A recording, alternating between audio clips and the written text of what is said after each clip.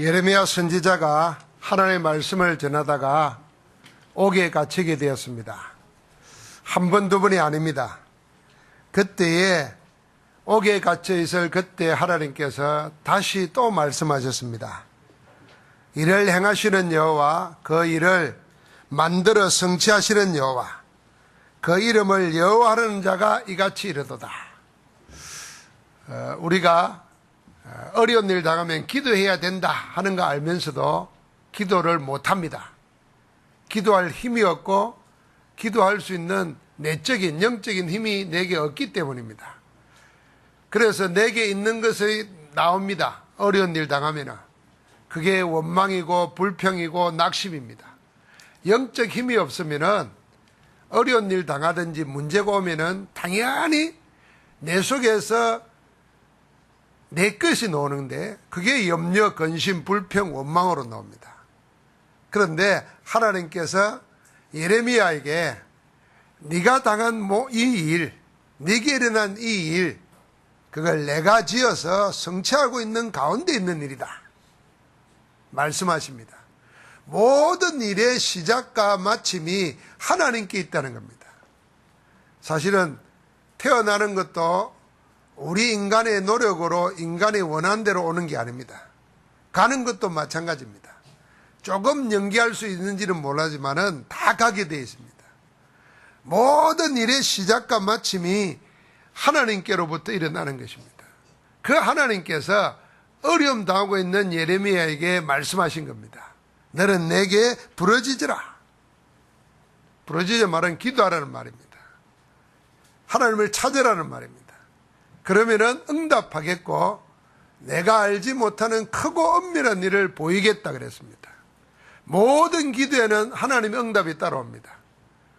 우리가 하나님이 누구인지를 알고 내가 그 하나님의 자녀됨을 알고 그리스도 이름으로 기도할 때 하나님은 응답하시고 우리는 생각하지도 못했던 크고 엄밀한 일을 나타내 보이십니다. 오늘 2부 예배 에베소서에 하나님도 우리가 구하거나 생각한 것보다 더 넘치도록 능히 하실 하나님 그랬습니다. 우리가 생각하는 것, 구하는 것보다 더 능히 넘치도록 하실 수 있는 분이 우리 하나님이십니다. 그래서 우리를 보고 부르짖으라는 거예요. 그러면 응답하겠고 네가 알지 못하는 크고 엄밀한 일 나타내 보이겠다 그랬습니다. 그 가운데 깜짝 놀랄 일입니다. 나라는 망하게 되고 바벨론의 포로가 되는데 하나님께서는 그들을 다 고쳐 낫게 하겠다고 그랬습니다. 이 성읍을 치료하여 고쳐 낫게 하겠다 6절에 그랬어요. 그리고는 어떻게 합니까? 그들을 크게 세운다는 겁니다. 어느 정도요? 세계 열방의 기쁜 이름이 될 것이고 찬송과 영광의 이름이 될 것이고 이 백성의 베푼 복을 듣고는 온 세계 열방이 두려워 떨게 되도록 하나님이 그렇게 세우겠다 그랬습니다. 지금 이 여름에 우리가 예레미야에게 주신 하나님의 말씀과 하나님의 약속을 통해서 우리가 되찾아야 될 게 뭐냐면 영적 힘입니다. 영적 힘을 찾는 영적 치유의 역사가 내게 일어나야 됩니다. 왜 우리는 영적인 치유, 영적 힘을 얻어야 되는가? 거기에 모든 것이 달려 있습니다. 그러면 내 영적인 힘, 그 영적 힘을 갖기 위해서 지금의 내 영적 상태를 어떻게 치유할까? 첫 번째는요, 여러분과 내가 하나님의 말씀 24시면 되면 됩니다. 하나님의 말씀이 하나도 놓쳐지지 않고 말씀이 내 것으로 누려지면은 그 영적 상태가 가장 성령 충만한 겁니다. 사람의 간염이라는 것도 우리가 꼭 먹는 음식하고 똑같습니다. 어제 중복이었어요. 중복이니까 보양식 먹어야 되고 기운을 차려야 되고 다 그러지 않습니까? 그게 먹으면 몸에 나타나는 것처럼 우리의 뇌 속에 우리의 의식 속에 있는 간염도 자랍니다. 내가 어떤 생각을 하느냐 그게 자라게 되어 있어요. 심지어는 그 간염이 어떤 능력이 있게 되면요 가장 빠른 시간에 사람들의 마음을 휘어잡습니다. 아주 나쁜 쪽으로 말하면 칼막스가 생각했던 공산주의 이론은 한때는 한 70년을 전 세계 절반을 사로잡았어요. 머릿속에 든 관념이 전달이 되고 전파가 되고 전염이 돼가지고 되는 거예요. 여러분과 내 머릿속에 뭘 갖고 있느냐? 그게요, 내 육신과 내 삶을 이끌어갑니다. 그런데 내 머릿속에 든 게 전부 다 세상적인 거라. 그것도 세상에 실패한 사람들이 한때 성공한처럼 보일 때 만들어 놓은 말, 그걸 막 교육받아요. 그걸 무의식적으로 들어요. 그게 어느 날 내게 박혀있고 하나님의 말씀이 없는 거예요. 그러면은 그것 쫓아가다가 멸망해버립니다. 여러분 한번 연구해 보세요. 세상의 성공자들이 진짜 성공했는가? 세상의 영웅 위인들이 진짜 마지막에 성공했는가? 한 사람도 없어요. 한 사람도. 가장 잘 나갈 때 그들이 남겨놓은 말, 그게 전부인 것처럼 해서 속입니다. 오늘날은 이제 기업이, 옛날에는 정치인들이, 군인들이 영웅이었어요. 오늘날에는 기업인들이 영웅입니다. 그럼 여러분들 생각하는 영웅 기업가들의 마지막 말로를 보라니까요. 하나님의, 우리는 망해버린 사람들의 생각, 그걸 자꾸 집어넣지, 살아있는 하나님의 말씀 내게 없는 거예요.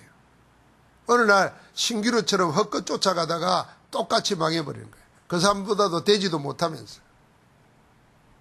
그래서 우리에게는 영적 참된 치유는 뭐냐면, 빨리 우리의 관념 속에, 우리의 뇌 속에, 우리의 의식, 무의식, 잠재의식 속에, 우리 영혼 속에 몰려 하나님의 말씀을 심어야 되는 겁니다. 하나님의 말씀이 내 영혼 속에 살아있어야 돼요. 그게 가장 중요한 영적 상태고 영적 힘입니다. 그게 안 되는 걸 치료해야 돼요. 말씀이 안 들리고, 말씀이 안 읽혀지고, 말씀을 안 붙잡고 하는 그거 영적 치유받아야 돼요. 두 번째는 뭐냐면은, 여러분과 내 신앙생활이 예배만 제대로 드려도 모든 것이 다 되어지도록 그 정도 돼야 됩니다. 예배로서 안 되면은 전부 다 치유받아야 됩니다.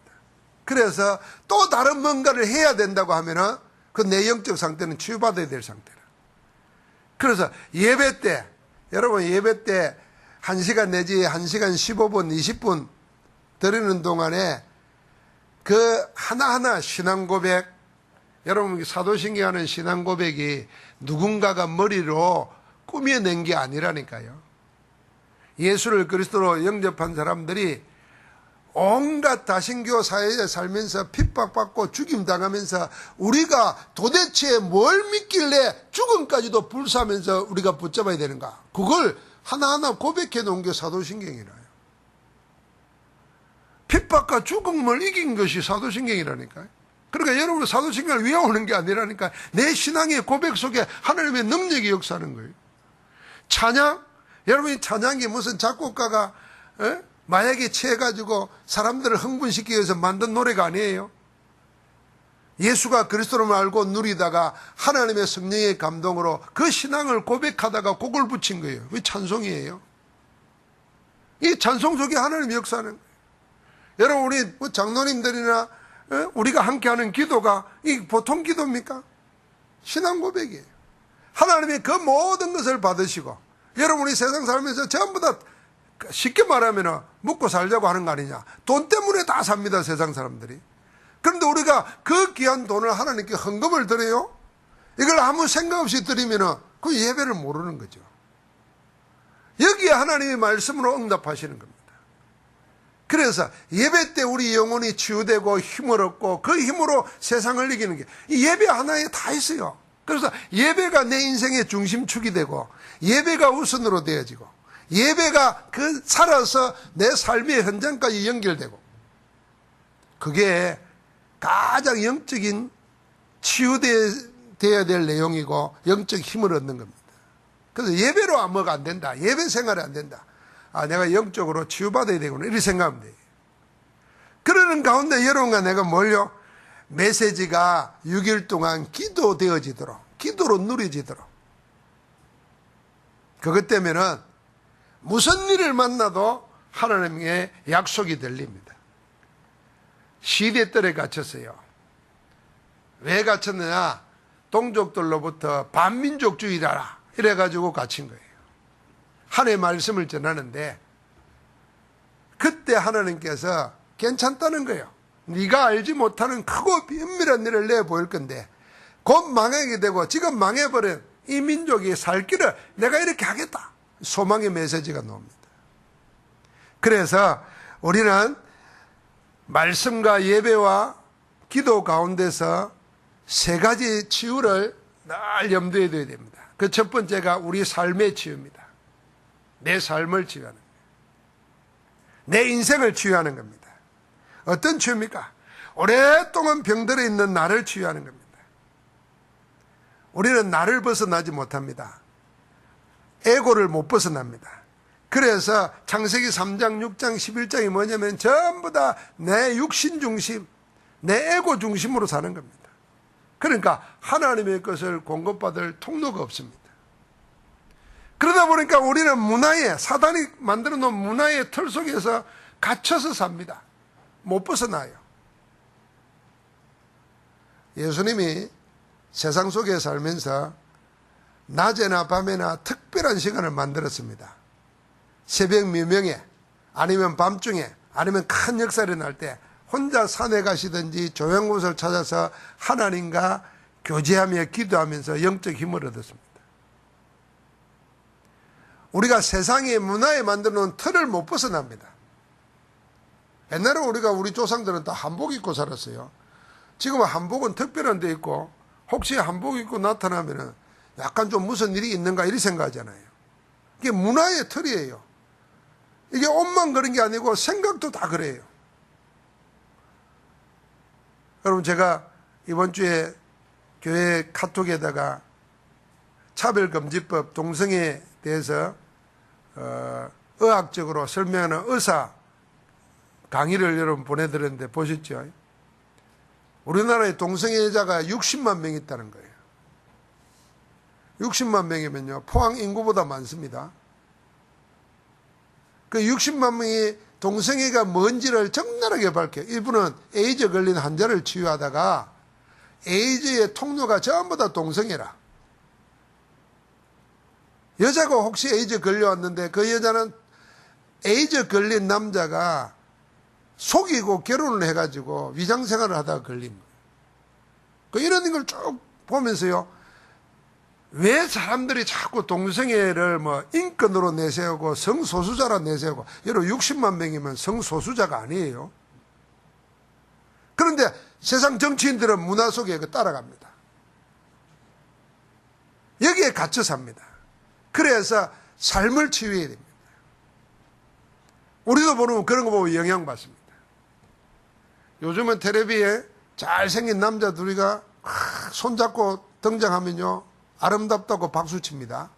그게 옛날에 우정이나 이런 게 아니에요. 불로면서 이래가지고 은근히 동성애 코드를 심어요. 그리고 우리 아이들은, 우리는 어른들은 지금 괜찮을지 몰라요. 우리 아이들은 그게 자연스럽게 그냥 아무 문제 없이 와요. 이 삶을 고쳐, 이 문화를 고쳐야 됩니다. 그래서 나중엔 결국은 인간 하나님 만나지 못한 가운데서 우상 숭배하며 육신 쫓아 살고 세상 쫓아 살고 돈, 성공 쫓아 살다가 하지도 못하고 어려움 당하고 멸망받습니다. 이 삶을 치유하는 유일한 답이 그리스도입니다.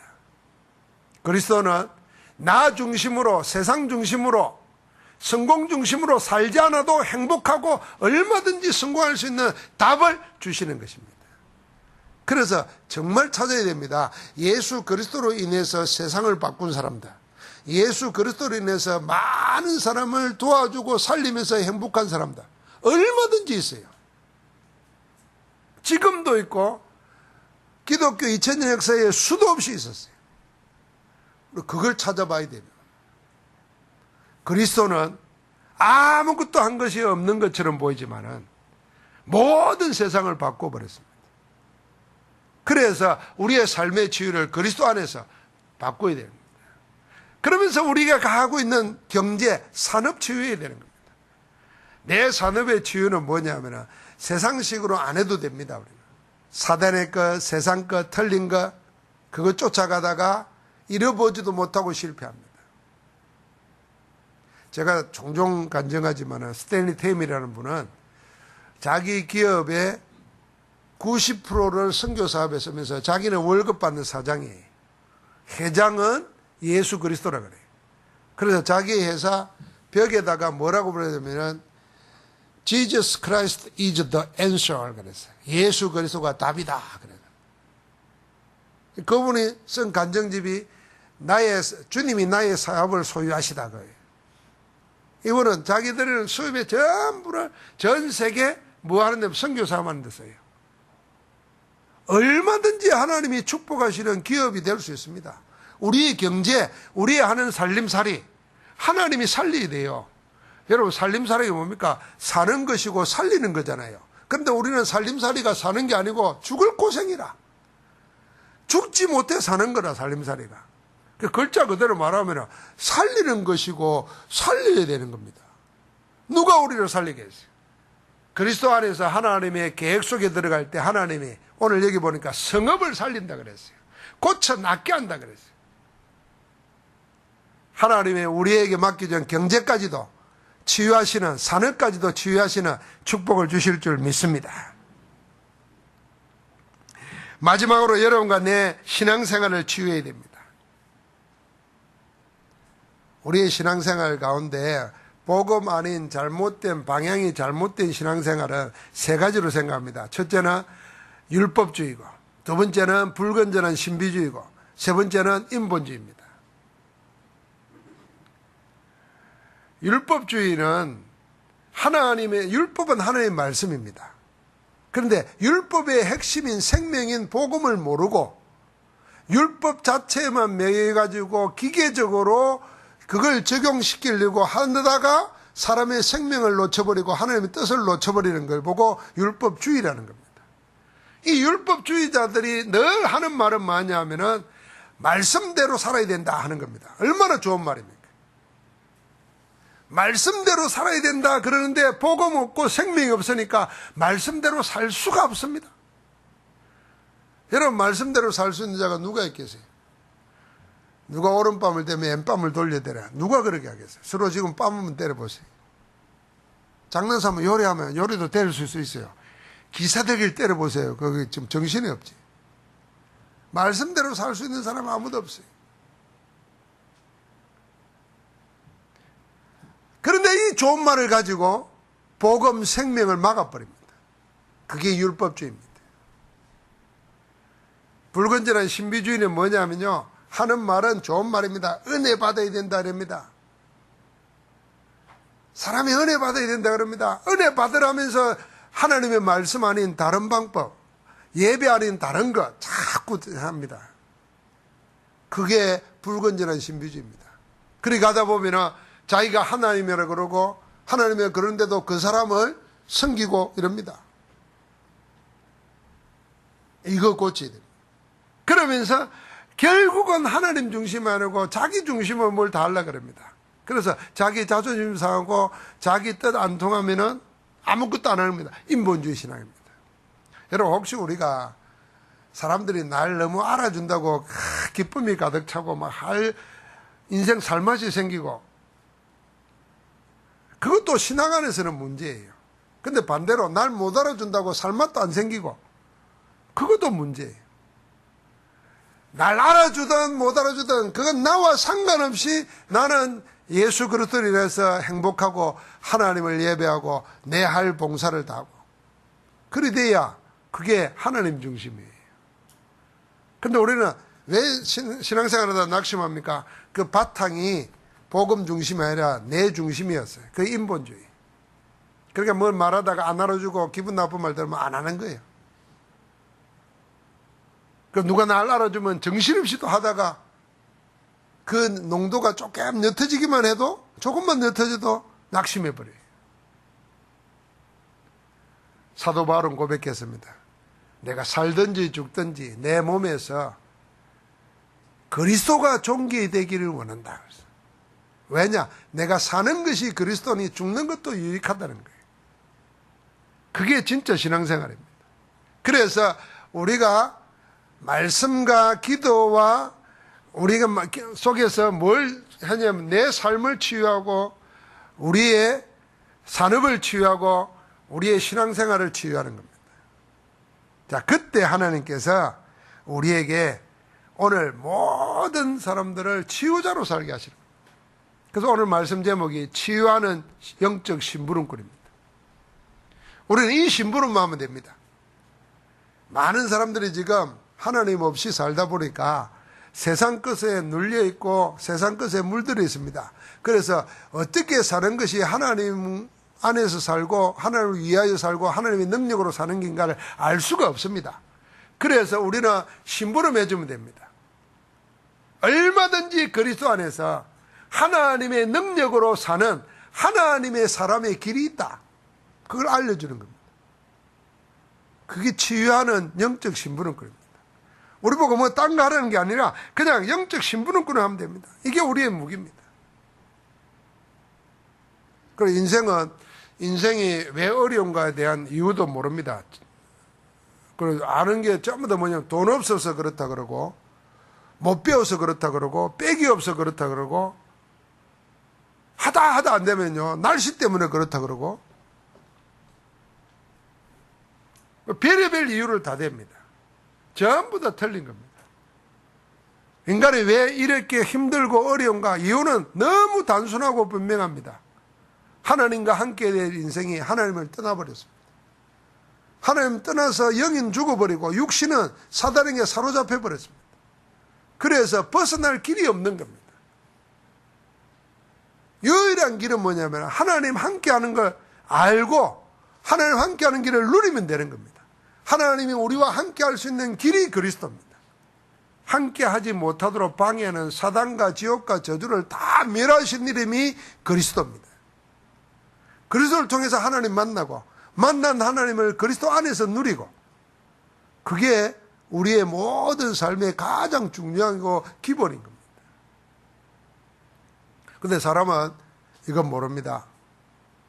얼마나 모르는가를 여러분 잘 생각해 보십시오. 어제 이야기하다 보니까 20대, 30대들 10명 중에 7명이 우울증이래요.